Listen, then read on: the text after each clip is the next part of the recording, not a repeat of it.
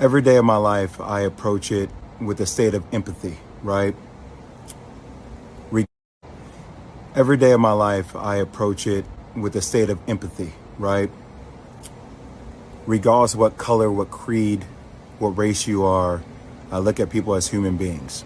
I think that's important.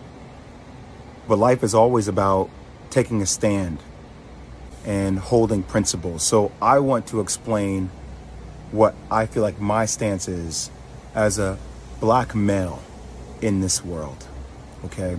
And conversations that I've had with my brothers and sisters in the black community. And I want you guys to empathize with it and hear me on it. So when I hear what Kyrie Irving has to go through in order to be reinstated, I'm appalled. I'm appalled. And let me give you examples of how I feel like we don't have the same energy and hold other people who have dealt with racial tropes accountable. So when Sarah Silverman does blackface, or when Don Imus says nappy-headed hose, or when Howard Stern calls somebody the N-word in the skit, or when Brett Favre takes money from the state of Mississippi, we don't ask them to get sensitivity training.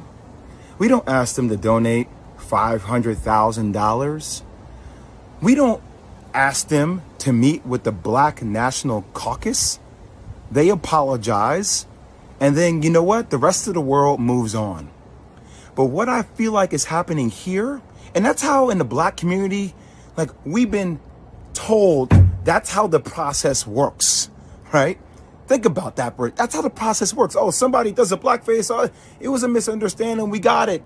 Okay. You know, is that person really racist? Probably not. Was it ignorant? Probably so. Okay, we understand it.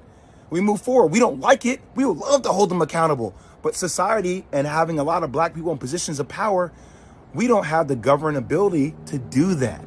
But what we feel like happens with Kyrie is even after an apology, it's not enough.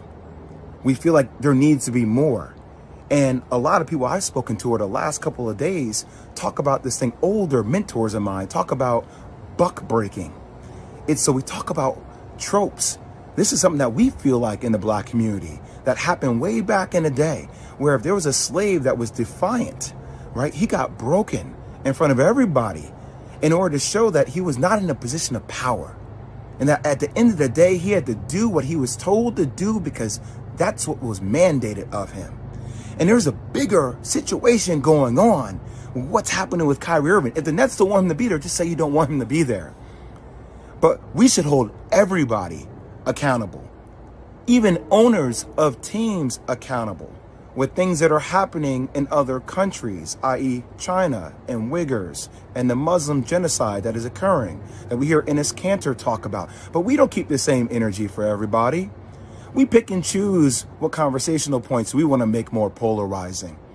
And I might lose my job. I might lose deal opportunities in the future for speaking out about even the platforms that continue to promote and profit a movie that is considered anti-Semitic to billions of people.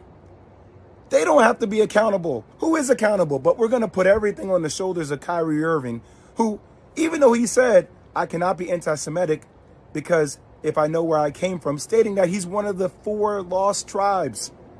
He's saying that blacks and Jews come from the same entity, the same thing. But we don't want to understand nuance. We want to be triggered by words, and we like fire, and we like things that are, going viral on social media, and everybody has some kind of hot take, and we're calling people idiots, and we're calling people names because that's what we do. We just destroy each other. I ain't going to destroy each other, man. I'm not going to do that. Is Kyrie Irving anti-Semitic? Hell no. Could he have gone about it maybe a different way? That's what I would have advised him to do. But I'm not going to let you guys sit out here and make this dude out to be like he is a villain, like he is a bad person. He is looking to explore his heritage. Now, you can crucify me if you want. I don't give a damn anymore. It's time for people to start speaking out with nuance and speaking out on the principles they stand for. That's all I'll say. Every day of my life.